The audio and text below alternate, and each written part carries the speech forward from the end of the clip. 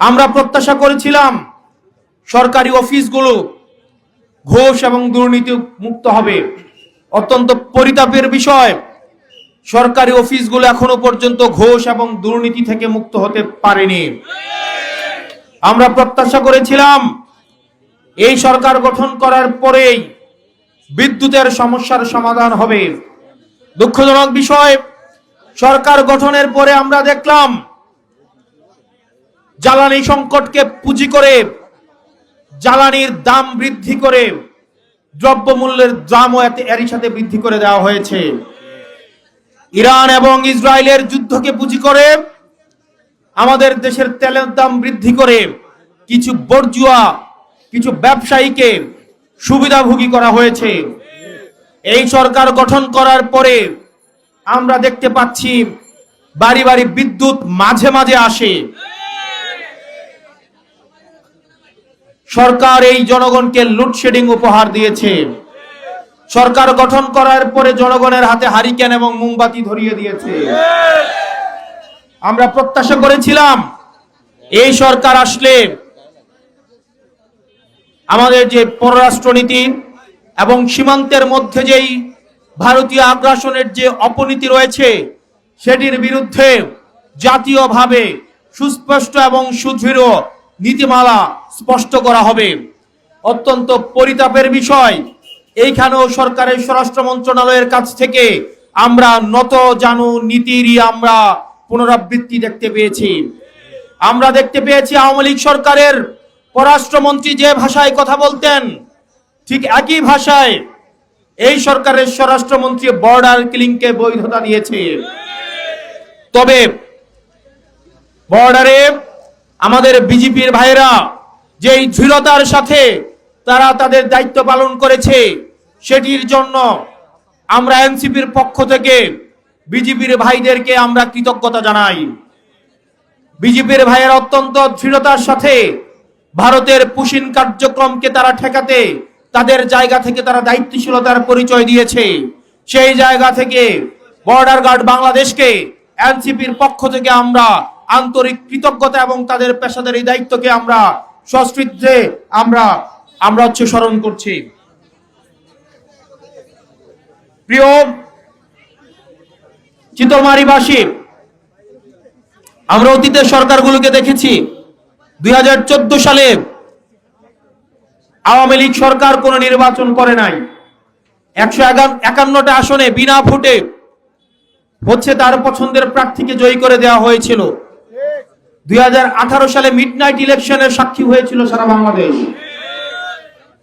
2024 সালের আমিন নির্বাচন অনুষ্ঠিত হয়েছিল। আওয়ামী লীগের পক্ষ থেকে এই দুই পক্ষকে সরকার পক্ষ এবং প্রতিপক্ষ বানিয়ে অন্যান্য রাজনৈতিক দলগুলোকে নির্বাচনের বাহিরে রেখে একটি আমি এবং দামি নির্বাচন আয়োজন করেছিল। অত্যন্ত পরিতাপের বিষয়, আগের সরকারগুলো নির্বাচনের আগে ফলাফল চুরি করত, আর এই সরকার নির্বাচন হয়ে যাওয়ার পরে ফলাফল চুরি করেছে। দিন দুপুরে চুরি নয়, দিন দুপুরে ডাকাতি করেছে এবং সেই ডাকাতি সংসদে দাঁড়িয়ে দম্ভ ভরে স্বরাষ্ট্রমন্ত্রী স্বীকার করেছেন নির্বাচনের স্বার্থে তারা নাকি গণভোট মেনে নিয়েছিলেন। নির্বাচন চলে গিয়েছে, তারা এখন আর গণভোট মানবেন না। গণভোট নাকি সংবিধানে নেই। সংবিধানে যদি গণভোট না থাকে 2026 সালের কোন নির্বাচনে এই সংবিধান অনুযায়ী হওয়ার কথা ছিল না। সংবিধান অনুযায়ী নির্বাচন হওয়ার কথা ছিল 2031 সালে। সংবিধান অনুযায়ী বাংলাদেশে অনেককে থাকার কথা ছিল না, বিভিন্ন জন বিভিন্ন জায়গায় থাকার কথা ছিল। বিএনপি সরকার, আপনি পথ হারাইয়েছেন, পথিক তুমি পথ হারাইয়েছ, আর বিএনপি সরকার আপনারা পথ হারাইয়েছেন। জনগণ যে আকাঙ্ক্ষা তৈরি হয়েছিল সেই আকাঙ্ক্ষা থেকে বিএনপি সরকার স্পষ্টত এই পিছু হটা শুরু করেছে। সেই জায়গা থেকে প্রিয় চিতলমারীবাসী, আমরা আমাদের জায়গা থেকে আপনাদেরকে আহ্বান জানাবো, বিএনপি সরকার জনগণের সাথে দ্বিচারিতা করতে পারে, কিন্তু যেই জনগণ জুলাইয়ে রাস্তায় নেমে এসেছিল, যেই মা তার সন্তানকে হারিয়েছিল, যেই বাবা তার সন্তানকে হারিয়েছিল, যেই বোন তার ভাইকে হারিয়েছিল, সেই জনগণ কখনো পথ হারাতে পারে না। সেই জনগণ এখনো পথে দাঁড়িয়ে রয়েছে। সেই জনগণ পরিবর্তন চায়, সেই জনগণ একটা স্বনির্ভর বাংলাদেশ চায়, সেই জনগণ পুলিশ কমিশন চায়, সেই জনগণ মিডিয়া কমিশন চায়, সেই জনগণ স্বাধীন দুর্নীতি কমিশন চায়, সেই জনগণ এখনো পর্যন্ত আমাদের যেই মানবাধিকার কমিশন রয়েছে, আমাদের এই মানবাধিকার কমিশন চায়। মির্জা ফখরুল সাহেব উনি বলছেন ওনারা নাকি কখনোই সংবিধান সংস্কার কমিশন ওনারা চান নাই, সংবিধান সংস্কার নাকি ওনারা কখনোই চান নাই। উনি কিছুদিন আগে বলছিলেন ওনাদের 31 দফাটা যদি ওনারা নিজেরাই খুলে দেখেন, সেখানেই স্পষ্ট করে বলা হয়েছে, স্পষ্ট করে লেখা আছে ওনারা সংবিধান সংস্কার করতে ওনারা চান এবং জনগণকে সেটা ওনারা কমিটমেন্ট দিয়েছেন। ওনারা ওনাদের 31 দফা থেকে পিছু হটেছে। সেজন্য প্রিয় চিতলমারীবাসী এবং বাংলাদেশবাসী মনে রাখতে হবে, জুলাইয়ে আমরা ভেবেছিলাম অনেক কিছু পেয়েছি, কিন্তু জুলাইয়ে আমরা অনেক কিছু পাওয়ার সুযোগ মাত্র তৈরি হয়েছে, আমরা সেই অর্থে বাংলাদেশের জনগণ কিছুই পাইনি, বরং অনেক কিছু পাওয়ার সুযোগ তৈরি হয়েছে। এই সুযোগ আমাদের জনগণকে কাজে লাগাতে হবে। আজকে আমরা আপনাদের কাছে এসেছি আপনাদের সাহায্যের জন্য। আপনারা আমাদেরকে সাহায্য করবেন। আমরা আপনাদেরকে অনেক কিছু দিতে আসি নাই, আমরা আপনাদের কাছে সাহায্য প্রার্থনা করতে এসেছি। আমরা একটা দল গঠন করেছি, যেই দলের এখনো 2 বছর হয় নাই। গত ফেব্রুয়ারির 28 তারিখ 1 বছর পূর্ণ হয়েছে। আজকে জুলাই মাসের 21 তারিখ চলছে। 1 বছর 4 মাসের মতো আমাদের একটা দল হয়েছে। এই দলের পক্ষ থেকে আমরা যখন ত্রয়োদশ জাতীয় সংসদ নির্বাচনে প্রার্থী হয়েছি, অনেকেই বলতেন আমরা একটা মেম্বার ইলেকশনও পাস করব না। আমরা 200 ভোট পাওয়ার জন্য আমরা সকালে নির্বাচনী কার্যক্রমে বের হতাম। ইনশাআল্লাহ আসমানের ফয়সালা, আল্লাহর ফয়সালা এবং জনগণের সমর্থন, এই দুইটাকে নিয়ে আমরা সংসদে 6 জন আপনাদের পক্ষে কথা বলার জন্য গিয়েছি। আমরা বিশ্বাস করি, যেহেতু জনগণের ভোটে, জনগণের হয়ে, জনগণের দ্বারা আমরা নির্বাচিত, সেজন্য সংসদে আমরা জনগণের পক্ষে কথা বলতে পারি। এনসিপির যেই সংসদ সদস্যরা রয়েছে, তারা কোনো ব্যবসায়ীর হয়ে কথা বলতে হয় না, যারা বিদেশের হয়ে কথা বলতে হয় না, যারা আপনাদের স্বার্থে কথা বলতে পারে। আমরা চাই এই সংখ্যাটা 6 জনে নয়, বরং এই সংখ্যাটা যেন 160 জনে পরিণত হতে পারে, সেটির জন্য আপনাদের সাহায্য প্রয়োজন। প্রিয় চিতলমারীবাসী, আপনারা অনেক দল দেখেছেন, অনেক দল করেছেন। ইতিহাসের এই পর্যায়ে এসে, ইতিহাসের স্তরে স্তরে আমরা প্রতারিত হয়েছি। এই তরুণ প্রজন্মর পক্ষ থেকে আমরা আপনাদের দুয়ারে এসে দাঁড়িয়েছি, রিক্ত হাতে, শূন্য পকেটে, কিন্তু স্বপ্ন নিয়ে, বাংলাদেশ গড়ার স্বপ্ন নিয়ে আমরা আপনাদের দুয়ারে এসেছি। আমরা তরুণদের সামনে দাঁড়িয়েছি, বেকারদের সামনে দাঁড়িয়েছি, চাকরিজীবীদের সামনে দাঁড়িয়েছি, শ্রমজীবী খেটে খাওয়া মানুষের সামনে দাঁড়িয়েছি, সাংবাদিক ভাইদের সামনে দাঁড়িয়েছি, রাজনীতিবিদদের সামনে দাঁড়িয়েছি।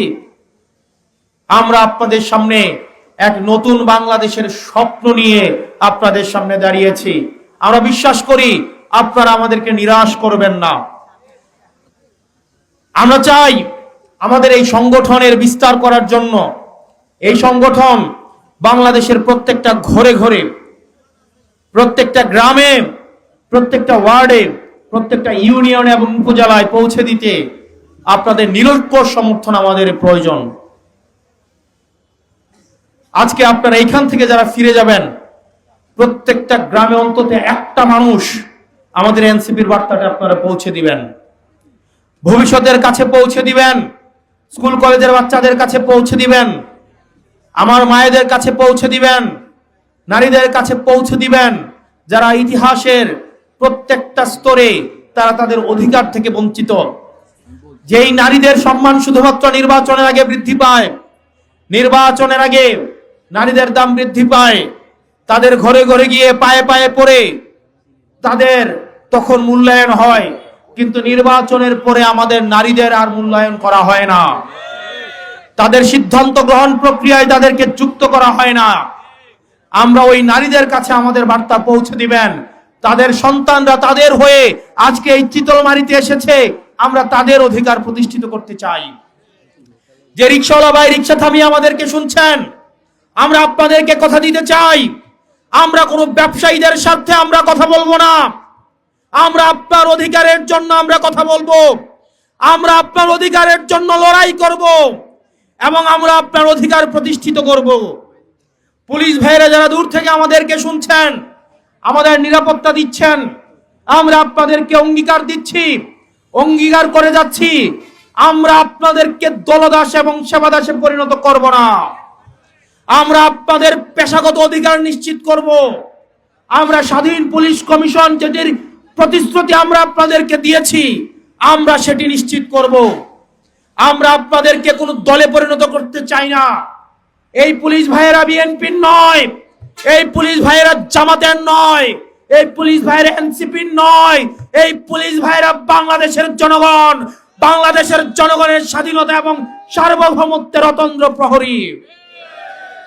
আমরা মিডিয়ার ভাইদেরকে কথা দিচ্ছি, আমাদের রাজনৈতিক দল আপনাদের অধিকারও প্রতিষ্ঠিত করবে।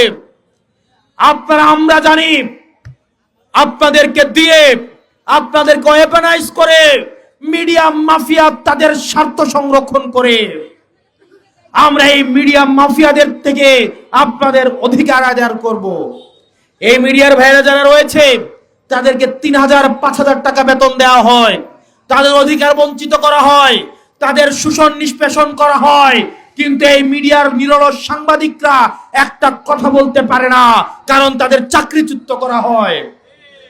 আমরা এই মিডিয়ার ভাইদেরকে কথা দিচ্ছি, আমরা এমন এক রাজনৈতিক দল গঠন করেছি যে এই রাজনৈতিক দল সকল শ্রেণী পেশার মানুষের অধিকার আদায়ের জন্য আমরা অঙ্গীকারবদ্ধ।